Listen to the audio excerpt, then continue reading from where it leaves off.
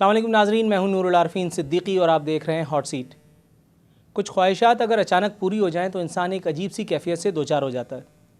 मेरी हालत भी इस वक्त ऐसी ही है, जिसके साथ इस वक्त मौजूद हैं इंसानी हुकूक़ के एक ऐसे ठेकेदार जिनसे मिलने की मैंने बरसों तमन्ना की है। इससे पहले कि मैं इनसे दो दो हाथ करूं, आप पहले देखिए कि ये कौन हज़रत है। हम लोगों को समझ सको तो समझो दिलबर जानी, जितना भी तुम समझोगे उतनी होगी हैरानी। अपनी छतरी तुमको दे दे कभी जो बरसे पानी, कभी नए पैकेट में बेचे तुमको चीज पुरानी। जी नाज़रीन, आइए अपनी गुफ्तगू का बाकायदा आगाज़ करते हैं। अस्सलाम वालेकुम सर। वालेकुम। कैसे मिजाज हैं? अल्हम्दुलिल्लाह। सर, सोशल वेलफेयर आजकल वो दुकान है जिस पे रखा हुआ कोई भी सामान मिनटों में बिक जाता है। बिल्कुल सही कह रहे हैं। इस धंधे में आने का ख्याल कैसे आया? वकालत सही नहीं चल रही थी या कोई और मामला? देखिए, आपने जो बात कही है मैं उससे 100% मुत्तफिक हूँ। आज के दौर में अगर आपको कहीं नौकरी ना मिलती हो, एक NGO बना लीजिए या एक मस्जिद बना लीजिए, आप रातों रात अमीर हो जाएंगे। मैंने 30 साल पहले शुरू किया जब ये सारे मामलात नहीं थे। ये धंधा नहीं, मैं मीडिया में नहीं था जो धंधा करता। मैंने NGO बनाई और इंसानी हुकूक के लिए काम शुरू किया। मेरा काम लोगों को लड़ाना नहीं था, मेरा काम लोगों पर तनकीद करनी नहीं थी। मेरा काम था इंसानियत को फ़रोग देना, इंसानी अज़मत व वक़ार को बढ़ाना। तो ये काम जो शुरू हुआ है ये 30 साल पहले शुरू हुआ है, जब कैदियों का कोई तसव्वुर नहीं करता था और लोग हमें कहते थे कि पागल हो गए। और हमने जब कैदियों को रहा कराना शुरू किया तो उन कैदियों की हालत ये थी जो क़याम पाकिस्तान से पहले से वहाँ पे बंद थे, जिनको पता ही नहीं था 40-40 साल 65-65 साल एक चार दीवारी में बंद होते थे, जिन्हें मालूम ही नहीं था कि उनका जुर्म क्या है। और इसके अलावा तो ऐसे लोग भी थे जो पाकिस्तान बना नहीं था और उनको बंद कर दिया गया था, पाकिस्तान बन गया और उसके बाद वो वहीं पर रहे। और ऐसे भी थे जो वहाँ पैदा हुए और 40-40 साल के हो गए। तो जब हमने ये काम शुरू किया तो टू बी ऑनेस्ट हमें भी ये अंदाज़ा नहीं था कि इतना ये फैल जाएगा, लेकिन अल्हम्दुलिल्लाह शुक्र है उसका। अमेरिकन स्टेट डिपार्टमेंट ने आपको एंटी ह्यूमन ट्रैफिकिंग के लिए एक अपना हीरो नामजद किया है। स्टेट डिपार्टमेंट में आपकी PR अच्छी है या प्रेसिडेंट ओबामा आपके खालाजाद भाई हैं? चक्कर क्या है? इसमें आप ये समझ लीजिए कि खालाजाद भाई भी हो सकता है, एक इंसान है। तो इंसान तो सारे एक दूसरे से आदम की औलादें और हव्वा की औलादें, तो कहीं ना कहीं कोई ना कोई तो रिश्ता और ओबामा मिलता से रिश्तेदारी के तो फवायद और भी बढ़ जाते हैं। और नहीं, आप अगर ये तसव्वुर करें तो ये आपकी सोच होगी। मेरी सोच ये है कि इंसान को इंसान ही समझा जाए, उसके ओहदे से मोहब्बत ना की जाए, उसके इंसानियत से मोहब्बत की जाए।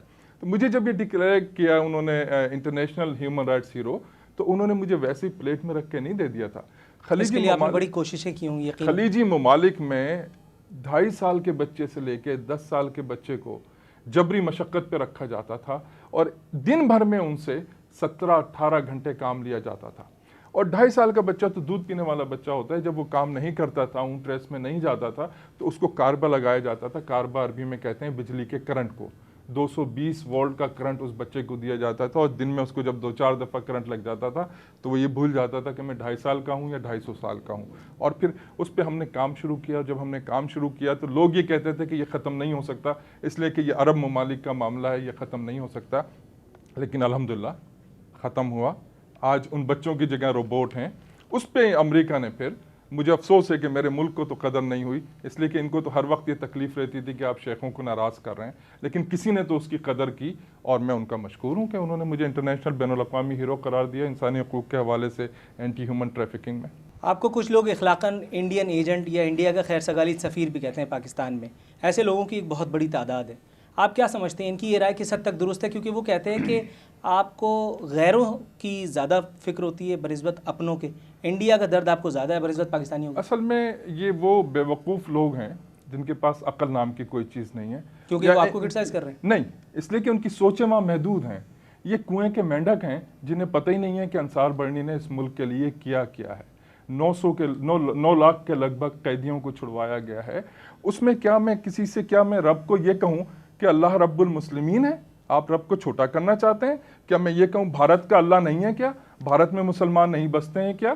या मैं कैदी से ये पूछूं कि तुम्हारा मज़हब क्या है, तुम्हारी नेशनलिटी क्या है? मैं उन मुनाफिकीन में से नहीं हूँ जो इस मुल्क में बैठ के शोर तो मचाते हैं, लेकिन हर उनके पासपोर्ट पे अमेरिका और यूरोप के वीज़े लगे हुए होते हैं। मैं उन मुनाफिकीन में से नहीं हूँ। मेरे नज़दीक इंसान सिर्फ इंसान होता है। जैसे मैंने पहले अर्ज़ की कि हम सब आदम और अव्वा की औलाद हैं। यह मुल्क मेरी माँ है और इसको मैं माँ की तरह चाहता हूँ।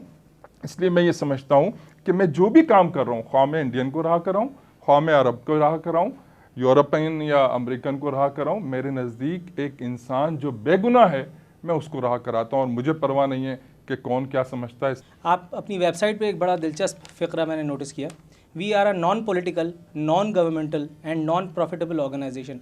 आजकल के दौर में कोई किसी को बिलावजह सलाम नहीं करता। सर आप कहाँ के हातिम ताई हैं जो बगैर प्रॉफिट काम करने चले? ये हमारे घटियापन जो सोचें हैं हमारी, उन सोचों का, ये सिर्फ इस मुल्क को जो आज प्रॉब्लम्स हैं वो हमारी सोचें हैं। हम एक कुएं में बंद मेंढक हैं जिनको दुनिया का पता ही नहीं है कि दुनिया इस वक्त जा कहाँ रही है। मैं जिस रब को मानता हूँ, जैसे मैंने अर्ज की, वो रब्बुल आलमीन है, वो रब्बुल मुस्लिमीन नहीं है। जिस नबी अलैहिस्सलाम को मैं मानता हूँ वो रहमतुल्लिल आलमीन है, जो 40 साल तक जिनकी रहमतों से लोग मुस्तफीज होते रहे और फिर अल्लाह तबारक व तआला ने आप अलैहिस्सलाम को नबी का दर्जा दिया। तो आप अलैहिस्सलाम की ज़िंदगी ले लीजिए। अगर हम बहैसियत मुसलमान, अगर मैं नबी की ज़िंदगी को फॉलो करता हूँ, मैं उस औकात को नहीं हूँ कि मैं नबी की ज़िंदगी फॉलो कर सकूँ।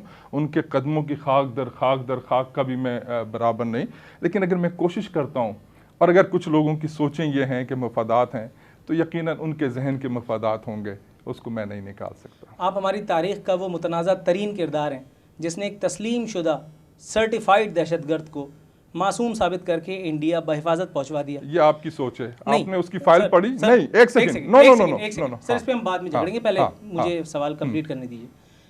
आपने कश्मीर सिंह को बहिफाजत इंडिया पहुंचवा दिया। इंडिया और इंडियंस का इतना दर्द जो आपने अपने सीने में समा रखा है, कैसे संभालते हैं इसको? देखिए, मेरा आपसे ये सवाल है, आपने उसकी फाइल पढ़ी? सर मैं इसके ऊपर बाद में आऊंगा, पहले पहले आप मुझे बताइए ना। मैं इसकी फाइल के ऊपर बाद में आऊंगा, पहले मैं उसकी इंटरव्यू को तो अपने जहन से महफ कर दूं सर, कि जिसमें वो ये कहता है कि हाँ वाकई मैंने ये सारे काम किए थे। आपको कैसी नहीं मालूम, उस पर आप मुझसे कैसे बहस कर सकते हैं? बात ये है कि उसका केस मालूम करने के लिए मेरे पास इतना स्टेटमेंट बहुत है उसका, जिसमें उसने कहा, जिसमें उसने मीडिया को कहा कि हाँ उसने इंडिया पहुंचने के बाद जो मीडिया को गुफ्तगू की, मीडिया की शरारत थी सर। ये मीडिया की शरारत क्या थी?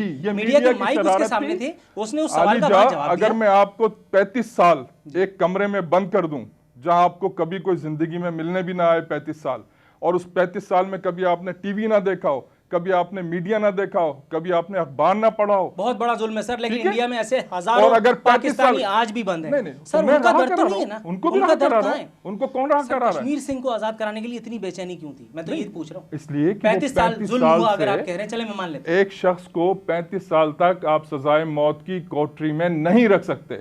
यानी आप चाहते हैं कि मैं मुल्क का जो आईन और कानून है और मैं कहूं बंद कर दो, मार दो, बस ये हमारा काम है। नहीं तो सिर्फ उसी कैदी के लिए क्यों? मैं तो ये कह रहा हूं सर, उसी कैदी के लिए क्यों? आपको फिर पता ही नहीं है कि कितना, अभी कराची जेल में एक कैदी है जिसको कैंसर हो गया है और मैं उसको राह करा के भिजवा रहा हूं।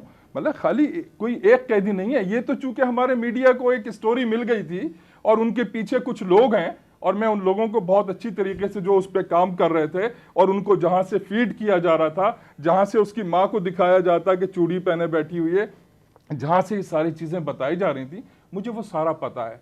और फिर वो शख्स जो वहां जाके कहता है कि जी उसने ये नहीं कहा था, उसके पास जब मीडिया के बहुत सारे लोग चले गए, वो जहनी मरीज 35 साल तक बंद है और वो उससे पूछ रहे हैं तुम जासूस थे, तुम जासूस थे, तुम जासूस थे। तो उसने ये कहा गुस्से में आके कि अच्छा चलो मैं जासूस था, तुमने क्या किया? मुझे तो अंसार बढ़ने ने राह कराया। तो ये मीडिया की मुनाफकत थी कि उन्होंने बाकी बातें तो निकाल दी, क्योंकि उन्हें तो उसमें शोशा चाहिए ना, उनको तो उसमें रेट बढ़ाना है ना, रेटिंग बढ़ानी है ना।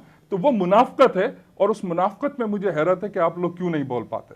ठीक नाजरीन, तल्ख व शीरीं गुफ्तगू का इस सिलसिला जारी रहेगा एक वक्फे के बाद।